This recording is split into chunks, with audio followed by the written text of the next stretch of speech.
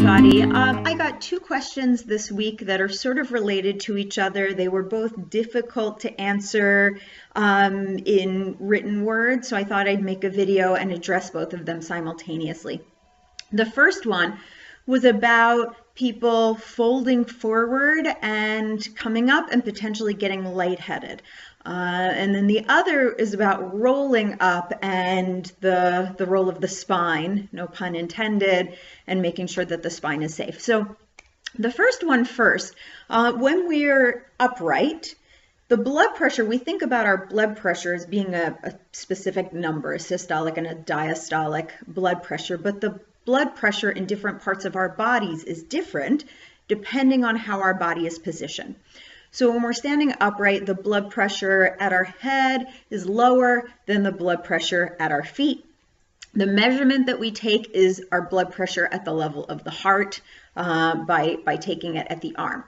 But when you invert, then the pressure in your head is higher than the pressure in your feet. And so for somebody who is prone to high blood pressure, that's a risk. Going upside down, you increase the pressure in the head and the heart. For someone with low blood pressure, coming up from folding forward is all of a sudden a decrease in pressure, and it can even be associated with an incident where somebody passes out as a result of a rapid drop in their blood pressure.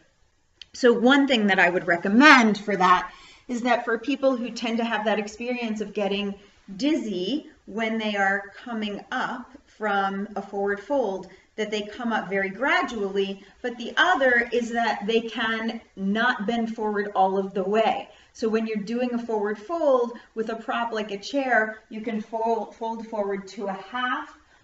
If you turn the chair around, you can fold forward a little bit more. You can take palms to the seat of the chair or elbows to the seat of the chair. All of those are going to be gentler and less of a dramatic change in pressure from folding all the way over or coming all the way up. And if you don't have a chair available or props, you can also do that by placing the hands on the thighs and having a half forward fold or further and bringing the hands to wherever on the thighs makes sense. Alternatively, the rolling up issue is of concern because of the compression that it creates on the front of the spine. So if you think about all of the vertebrae, having space between them where the disc is, when you're rounded, all of the fronts of those vertebrae are pressing on each other. So that's of concern, particularly for anyone who has osteoporosis in the spine, but also for anyone who has degenerative disc disease or other spondies, any of the arthritic conditions of the spine, because they have less integrity in those discs. They might have bone spurs that cause pressure to be placed on the nerves during a forward fold. So I tend to, or during rolling up rather, I tend to not roll up at all in yoga practice and instead come up with a long spine. So again, if you're coming up with a long spine, then that can be a rapid change in pressure and that can lead to the dizziness.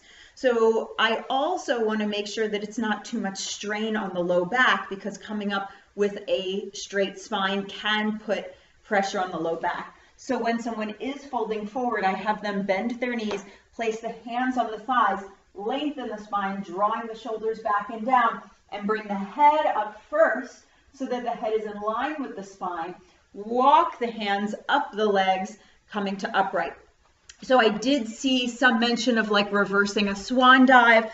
So it's less pressure on the low back to reverse the swan dive by taking the arms out to the side than it is if you take your arms out in front of you, where you're creating more weight further away from that fulcrum at the hips and therefore more pressure on the low back. So I would not come up with the arms out to the side, arms out forward rather. Arms out to the side is fine, but I tend to walk the hands up because that puts more pressure in the hands, helping to build a little bit of upper body strength, which many people are lacking, and then also take some of the weight out of the low back while still coming up with a nice long spine. I hope that this has been helpful, and I look forward to additional questions and comments.